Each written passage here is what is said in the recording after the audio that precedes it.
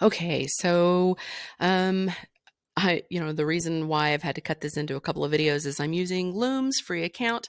Love it, but you have a limit of 5-minute videos, and I'm not willing to pay to upgrade my account for the one time a year I have to make videos. So pardon me while I kind of kick it into high gear. It is on line. The syllabus is online. You're welcome to go back and read and or pause and rewind as much as you need.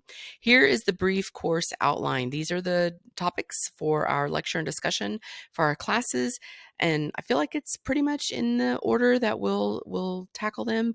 We may have to adjust as needed, but we can do that. And then this is the part that I also feel like is the second most important part, other than the supplies. And these are the assignments that we'll be doing and the breakdown of points. And the reason why I go ahead and share all of this up front, is including all the breakdown of points, everything, is because I would want to know. If I were a student, I would want to know, where are my points coming from? And in the event that something has to give, on those weeks where you are super busy, or there's a crisis of some sort, or you're sick, or you're on vacation, or whatever it may be, and you're like, something has to give, you can make decisions. So, I'm not trying to, I feel like all of it's relevant and all of it's important, but I understand that we're human and there are times where something is not going to get done. And so in that situation, look at these and see, where are the big points. Those are the things that I would not miss. The things that have fewer points with less impact to your grade, that's probably where you've got more wiggle room. So anyway, just keep that in mind. All right, so a final essay, 150 points. That's the biggest thing, of course. And to say essay, it's not really an essay per se. I mean, it is, but it's more about your reflection. I just want to know your opinion. I want to know, what did you find most enlightening? What was your favorite experience? What will you take forward in your class? What do you tell other people about this class? So there's just some questions that you'll have the chance to respond to.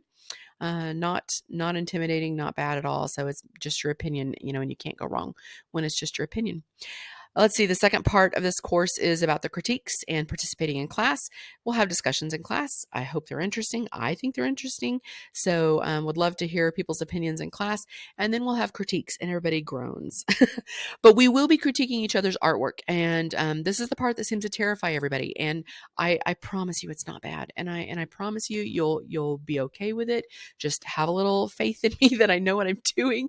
I know how to create a safe space, and I know how to teach you how to create a safe space, because you've got kids that are going to be in the same situation where they're going to be presenting, or they're going to be engaging in group work. And how are you going to give feedback? How are you going to receive feedback?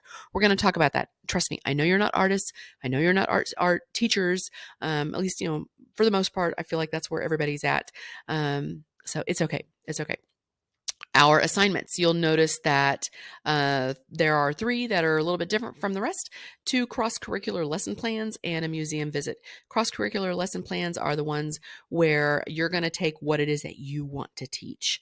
You're going to create a lesson, but we're going to put a creative spin on it, and I'm going to show you how to do that.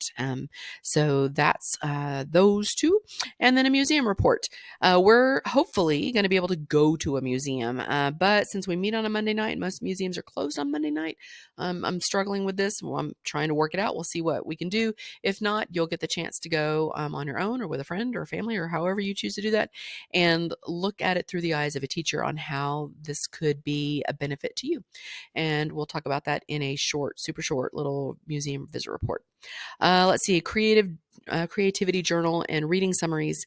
These are where you're going to need your sketchbook. And so there will be some artistic prompts, some observations, responses, note taking from our reading material. And when I say reading material, yes, some of it are scholarly articles, but some of them are podcasts and TED Talks, things that I find inspiring and relevant in the field right now. We don't have a textbook. I don't feel like by the time they're printed that they are helpful, relevant, not necessarily always, and but usually super expensive. So we don't really need those. And then last but not least, hopefully one of the most important, is your studio experience. This is what you'll be doing on your own. These are your art assignments. This is what we will be critiquing. I'll have lots of guidance and instruction. You're not graded on how good or bad it is. I just want you to test it out and see how you could use it in your classroom. The rest of the syllabus is stuff you normally expect. So that's it. I look forward to seeing you guys on Monday.